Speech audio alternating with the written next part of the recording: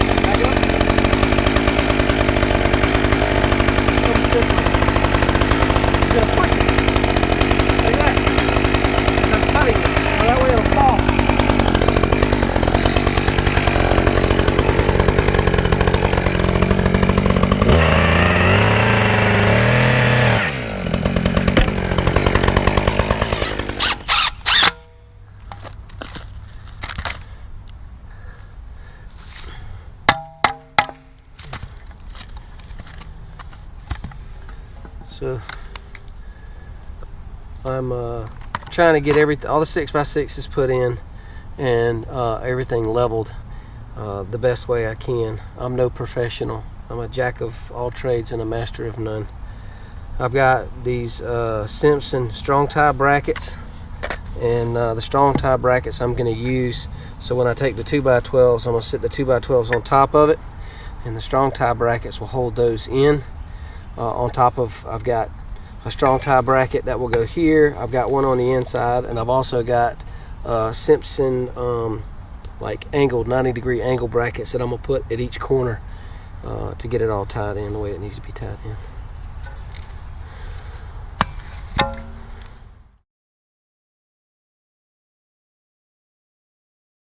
What are you doing?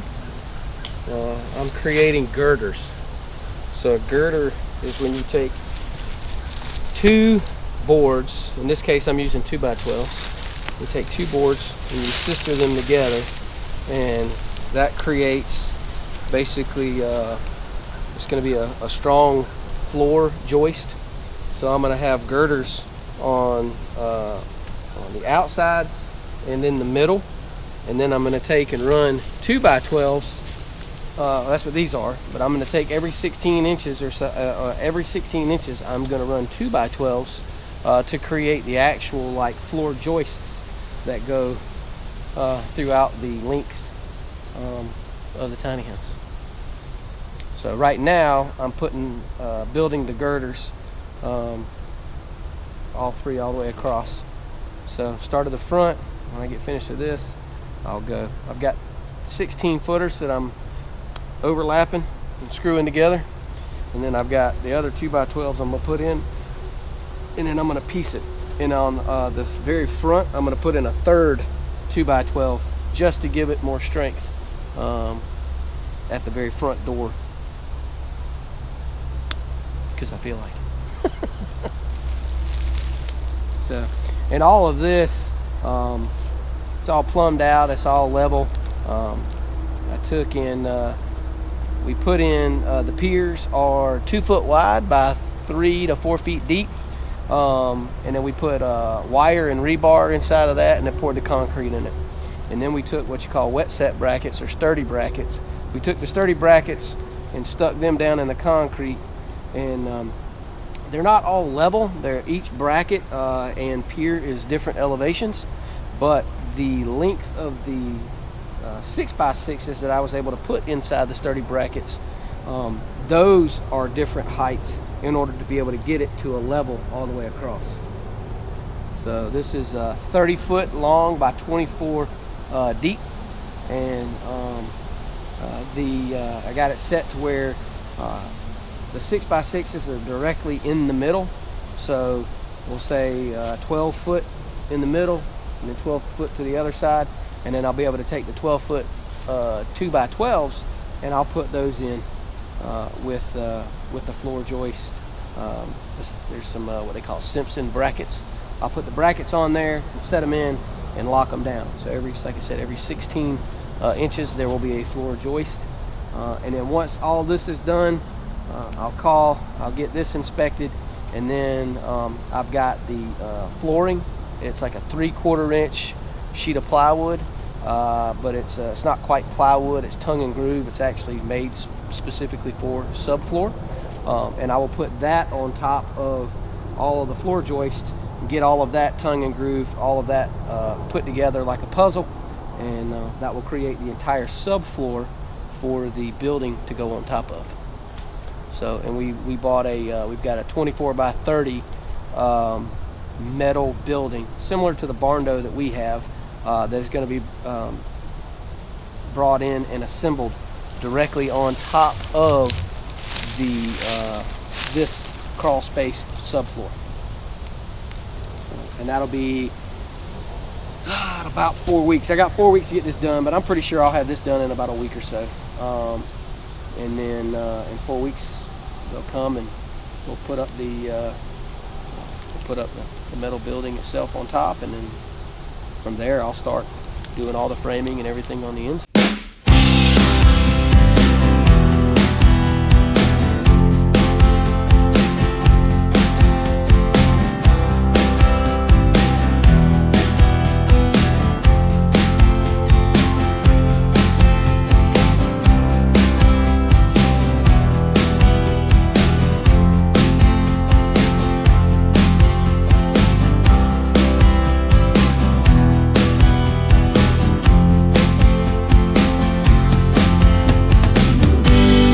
So it might be a little bit late in the video for this, but just to give some folks a little clarification, I took a week off of work. I do work a 9 to 5 job, but I took a week off of work so that I could get this done. So it's not like I just have immense amounts of free time to just do whatever I want around the house. So I'm getting all this stuff done, and I'll go back to working my job next week. So hopefully I'll have this done by the end of this week.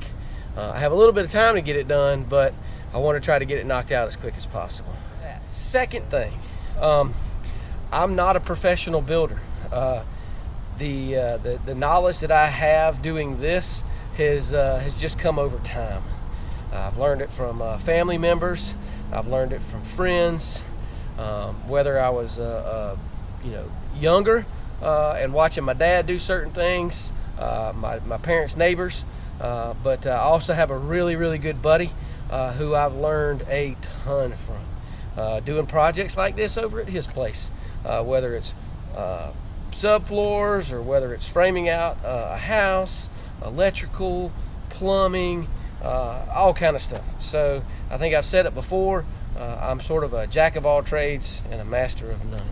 I've just picked up on a lot of things over the years that have really benefited us and allowed us to do things like this and ultimately save money and not have to pay somebody to do it. Anytime we have the opportunity to be able to save money and do it ourselves, we try. Now, once again, I'm not a professional, so there are certain things that I can't necessarily do, or I would prefer to pay a professional to make sure things got done right. In this case, I paid a professional to come in and dig all of the holes, put all of the concrete piers in, set all of the wet set brackets, and get everything squared up on that. He's a professional, and I gotta tell you, he did one heck of a job, because it has allowed me to be very smooth in what I am currently doing. So in that case, it was smart to pay him, and now I get to do this myself and save some money instead of having to pay somebody else to do this, because this is something I have really good knowledge of being able to do.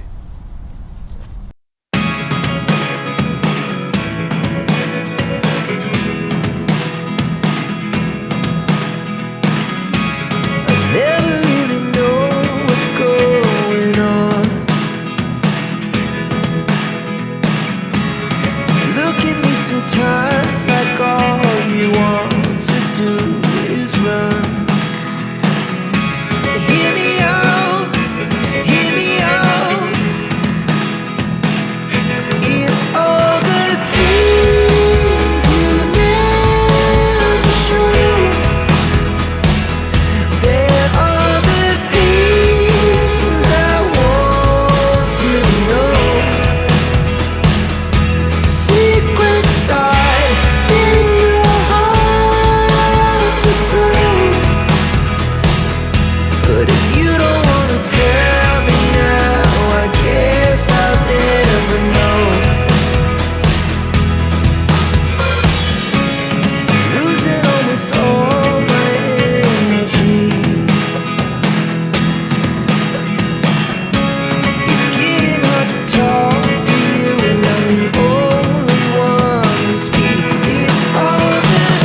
now what I'm doing is taking and I am drilling out the holes to go for the wet set brackets, or the brackets, we'll just say the brackets, for the 6x6. I'm having to drill the holes out so that I can set and pound the bolts through into the in through the 6x6 and the bracket to get it to hold. There's two main bolts, lag bolts per bracket.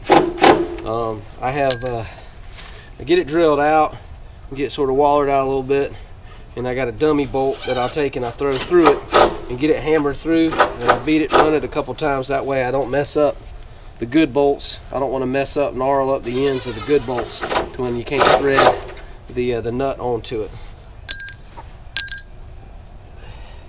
And I got to do that for, I guess, I got what, 12? So I got to drill 24 holes. So 12 brackets, 2 holes per bracket. And you got to get lucky to a certain degree and hold this bit as level as you possibly can to get through to the other side. And if not, then you got to sort of come the other side and drill that side out and try to find the hole and then waller it out the best you can so you can put the bolt through it. So we'll see how lucky I get this time. I got lucky on the last one. I think I'll get lucky on this one.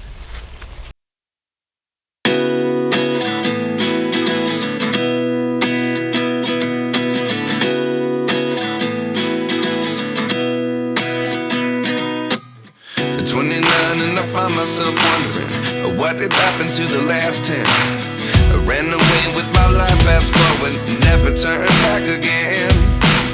It's kind of funny that the more we pass time, the more we need to set the rewind.